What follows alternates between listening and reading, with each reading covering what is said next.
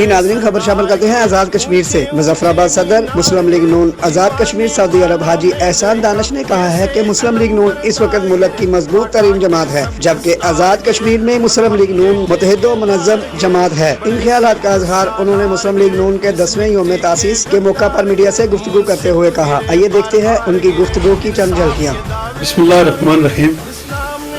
سب سے پہلے میں اپنے میڈیا کے تمام ساتھیوں کا انتہائی مشکور و ممنون ہوں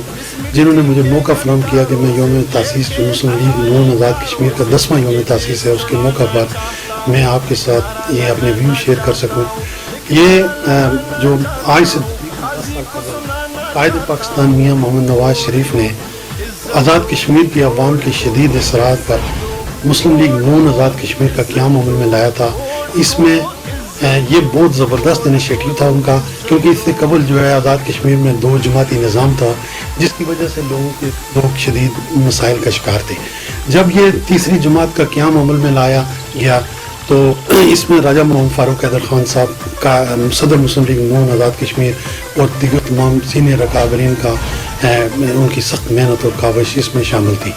تو اس کے آنے سے یہ ہوا کہ سب سے پہلے ہم جب الیکشن میں گئے 2010 کے تقریباً ہماری 10 جب جماعت الیکشن میں گئی تو اس میں ہمیں 11 سیٹیں ملی۔ اس کے بعد جب نئی جماعت تھی، ہماری تنظیم سازی مکمل نہیں ہوئی تھی، تو اس کے بعد ہم جب آخری الیکشن میں گئے تو الحمدللہ 40 میں سے 31 نشستیں جو ہے مسلم لیگ نون نے حاصل کی اور ایک بھاری اکثریت سے عوام نے اعتماد کا اظہار کیا اس پر۔ تو سب سے پہلے قائد پاکستان میاں محمد نواز شریف نے جب ہماری حکومت کا قیام عمل میں آیا تو 22 ارب روپے جو ہمارا بجٹ ڈیفیسٹ تھا اس سے ہم نے سٹارٹ لیا اپنی حکومت کا، اور قائد کشمیر راجہ فاروق حیدر خان نے آزاد کشمیر کی حکومت کا نظام سنبھالا۔ قائد کشمیر نے جب نظام سنبھالا تو آپ کو یاد ہوگا کہ سب سے پہلے جب ان نے ٹور کیا قائد اعظم کے مزار کا، تو یہاں اس ٹور کے لیے فنڈز میسر نہیں تھے،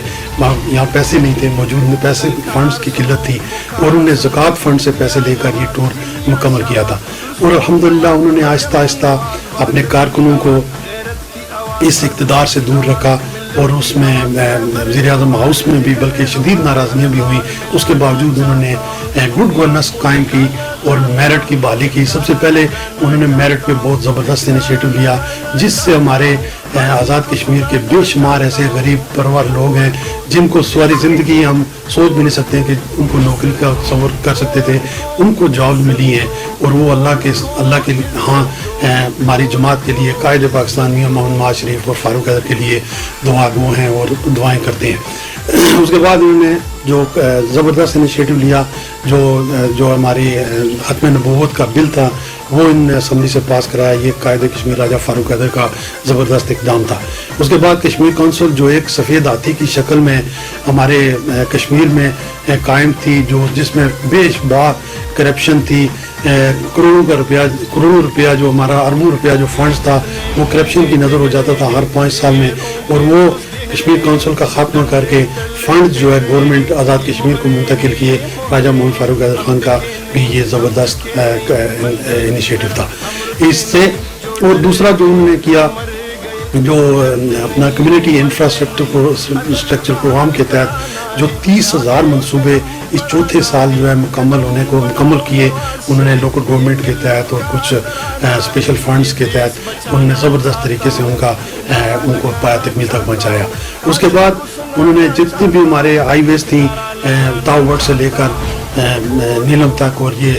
میرپور اور جتنے بھی ہماری مین ہائی ویز تھیں جو ڈسٹرکٹ ہیڈ کوارٹر کو کنیکٹ کرتی تھی، ان پہ زبردست کام کیا، وہ بھی پایا تکمیل تک پہنچائی۔ اور اسی طرح میں خراج تحسین پیش کروں گا وزیر اعظم پاکستان، سابق وزیر اعظم پاکستان میاں محمد نواز شریف کو۔ یہ سب انہی کی وجہ سے یہ ممکن ہوا، کیونکہ انہوں نے جو ہمارا بجٹ جو تھا 9 ارب روپے تھا ٹوٹل جو بجٹ تھا آزاد کشمیر کا، انہوں نے 9 ارب سے بڑھا کر 22 ارب بجٹ ہمارا کیا، اور جس سے آزاد کشمیر میں تعمیر و ترقی کا ایک سنہری باب جو ہے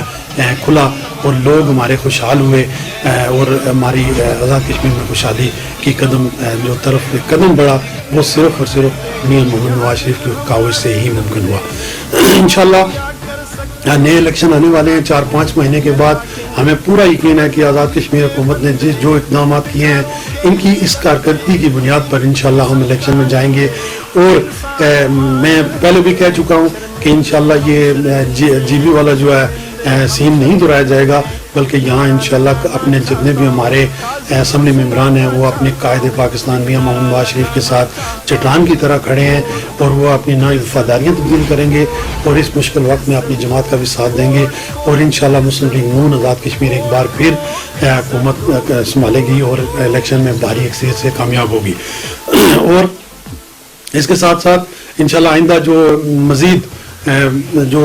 کام کرنے جا رہے ہیں، فاروق صاحب نے کہا ہے کہ میں NTS پہ مزید کام کروں گا.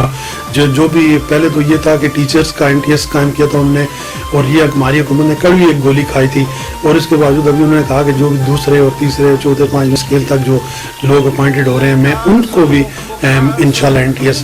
قائم کر کے تو انشاءاللہ یہ رخصت ہوں گا. اس کے بعد انہوں نے جو کام کیا اس پہ ہمارا جو پبلک سروس کمیشن ہے اس پہ بہت زبردست کام کیا ہے، اور اس میں میرٹ میں لوگ لگائے ہیں، اس سے بھی ہماری حکومت کو الحمدللہ ایک بہت زبردست کریڈٹ ملا ہے لوگوں کی طرف سے. اور آئندہ انشاءاللہ مریم نواز صاحبہ جو اس طرح یہ PDM کو لیڈ کر رہی ہیں، جس طرح لوگوں نے ان کو سپورٹ کیا ہے، آپ یقین کریں کہ ہم یہ اوورسیز سے اس وقت ہمارا ایک ڈیلیگیشن آیا ہوا ہے لاہور جلسے میں، اور PDM کے جتنے جلسے ہوئے ہیں ان میں بھی ہم شامل ہوئے ہیں، اور ہم اپنے قائد کو سپورٹ کر رہے ہیں. انہوں نے بہترین طریقے سے پاکستانی قوم کی نمائندگی کی ہے ان جلسوں میں. اور یہ اصل جو مسئلہ ہے لوگوں کا جو پاکستان میں PDM کے ساتھ لوگ سپورٹ کر رہے ہیں، وہ صرف اور صرف یہ ہے لوگ مہنگائی، بے روزگاری اور افلاس سے تنگ آ چکے ہیں. ملک میں آپ نے دیکھا ہوگا اقبا پروری، جو جعلسازیاں، جو کرپشن ہے اس کا عروج ہے. چینی جو ہمارے دور میں 55 روپے کلو ہوا کرتی تھی، اس وقت جو 120 روپے پہ جا پہنچی ہے. پیٹرول جو 65 روپے تھا میاں صاحب کے دور میں، ابھی 120 روپے 110 روپے تک یہ پیٹرول سیل ہو رہا ہے. گیس کی قیمتیں ڈبل ہوئی ہیں. بجلی دیکھ لیں آپ 11 روپے یونٹ تھی اور ابھی 18 روپے یونٹس ہو گئی ہیں، اور مزید اس میں بڑھنے کا امکان بھی موجود ہے. اسی طرح اب مہنگائی کا ایک سیلاب ہے. آٹے کی قیمتیں آپ دیکھ لیں، 30-32 روپے کلو بکنے والا آٹا آج جو ہے 60-70 روپے مل رہا ہے. تو اس مہنگائی سے تنگ آ کر لوگ PDM کو سپورٹ کر رہے ہیں. کل ہمارا انشاءاللہ 10واں یوم تاسیس ہو رہا ہے کشمیر ہاؤس میں، اور اس سلسلے میں ایک بہت زبردست تقریب کا انعقاد بھی ہو رہا ہے. میں اپنے تمام سننے والوں سے یہ بھی گزارش کروں گا کہ آپ پوری قوت سے اپنی 10ویں یوم تاسیس کے موقع پر شرکت کریں، اور اپنی قائد جو میاں محترمہ مریم نواز صاحبہ کل اس جلسے سے تاریخی خطاب کریں گی اس کو بھی سنیں، اور انشاءاللہ آئندہ کا لائحہ عمل بھی دیں گی وہ، اور ہم اس کو پایا تکمیل تک بھی پہنچائیں گے. بہت بہت شکریہ آپ کا. پاکستان زندہ باد، آزاد کشمیر پائندہ باد.